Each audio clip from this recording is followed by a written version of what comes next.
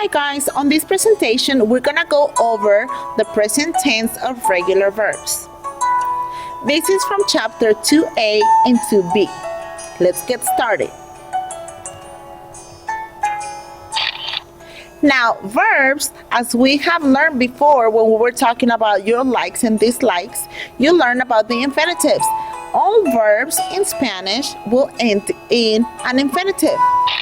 In English, it means the word to in front of the verb, like to study. Okay, so in Spanish, these two will represent the infinitive. Remember that there's three types of infinitives in Spanish.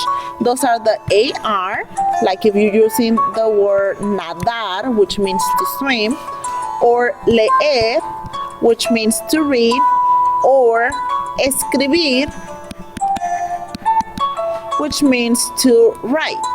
Now, all of the verbs, all of them in Spanish will end in either AR, ER, or IR. So let me circle that so that you know that these three things are called infinitives.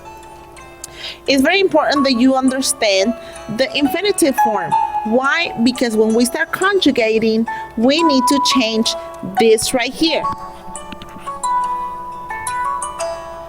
There are some infinitives that you already know. For example, enseñar, which means to teach, estudiar, to study, hablar, to talk or to speak, bailar, to dance, cantar, to sing, dibujar, to draw, escuchar, to listen, esquiar, to ski, jugar, to play, montar, to ride, nadar, to swim, pasar tiempo, to spend time, patinar, to skate, and several more. Notice that all of these verbs end in AR. Most of the Spanish verbs end in AR. There are very few that end in ER and IR. Therefore, we're just gonna focus on AR right now. Notice all my infinitives. Whenever you start practicing Spanish or conjugating in Spanish, it's important that you circle the infinitive. That way you know that that's what you need to change. Let's look at the verbs to study in English. Remember to study, estudiar. This is my infinitive. This right here is like the word to in front of study. So in English, it's very simple to conjugate because most of the conjugations are the same, except for one. I study, and then you say you study. He, she, or it studies. So this is the only one that changes whenever we're conjugating in English. Then we have the plural form, we study, and they study. So for us, it's very simple to conjugate in English because none of the conjugations change, only the he, she, and it form. This is the only one that changes. Well, in Spanish, it's different. Spanish has a different type of conjugation for the I, you, he, she, it, we, and they. Remember that on this one, you also have the you, all. So in Spanish, this action is called conjugation. Whenever we take the infinitive out and we put a new ending, that's called conjugation.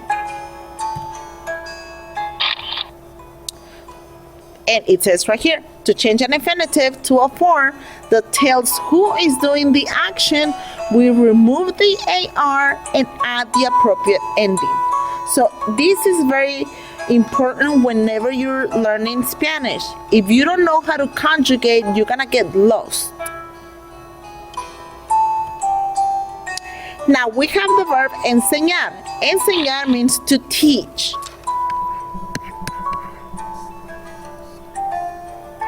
To teach. Okay? My infinitive, because I'm focusing only on the AR verbs, my infinitive is the AR. So we know that the first thing that I need to do whenever I start conjugating is to take this out. I don't need it anymore. It goes away. So I have yo enseño, tú enseñas, usted, él or ella enseña, nosotros enseñamos, vosotros enseñáis, ustedes y ellos enseñan, or ellas. What we haven't read right here, those are the endings that we're gonna start using for each of the subject pronouns. And we have a song for each one of these, like o, as, a, amos, an. Otra vez means again. O, as, a, amos, an. Otra vez. O, as, a, amos, an. And that's easy for us to remember the endings for each conjugation, for each subject pronoun. We don't really use the vosotros. Vosotros is only used in Spain, but I'm still going to show it to you so that you are familiar with it. So the ending for yo is o, the ending for tú is as, the ending for usted, él, ella is a, for nosotros the ending is amos, and for ustedes, ellos y ellas is an. Remember the song? O, as, a, amos, an.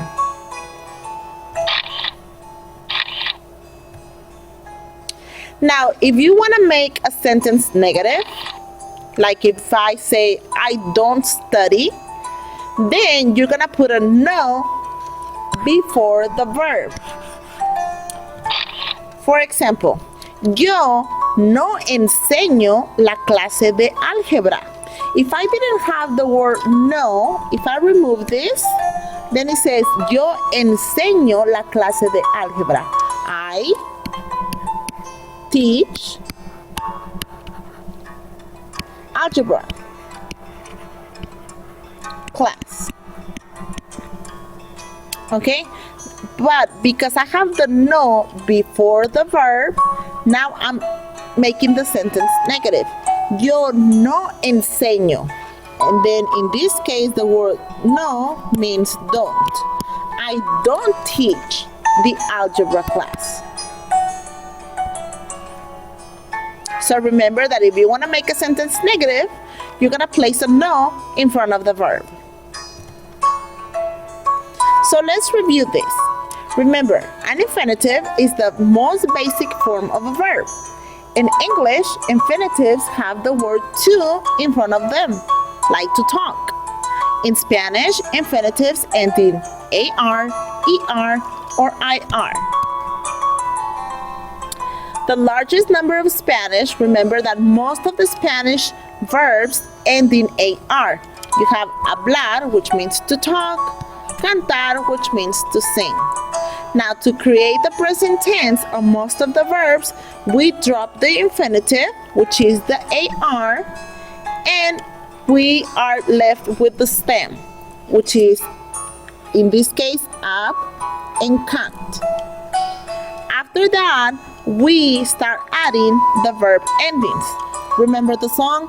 O, as, a, amos, an. O, as, a, amos, an. Otra vez. O, as, a, amos, an. So to say that I talk to my friend. Yo hablo con mi amiga. So now you have the O as the new ending. Tú hablas, you talk.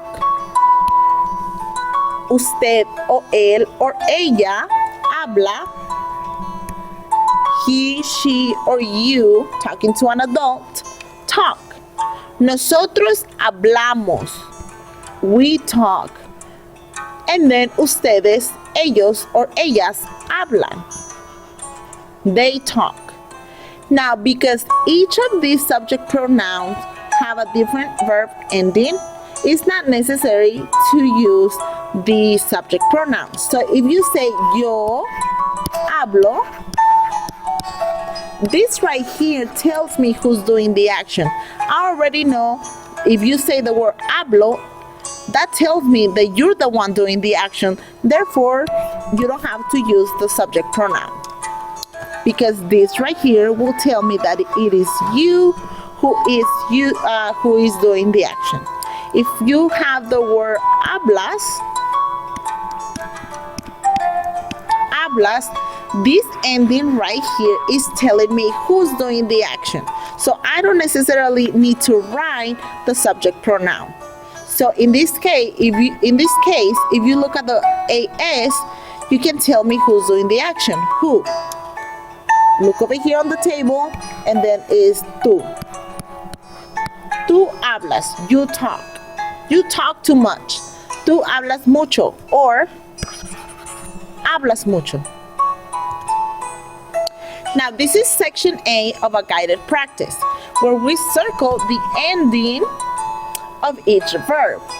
So you have hablas. Remember, if you have the word hablar,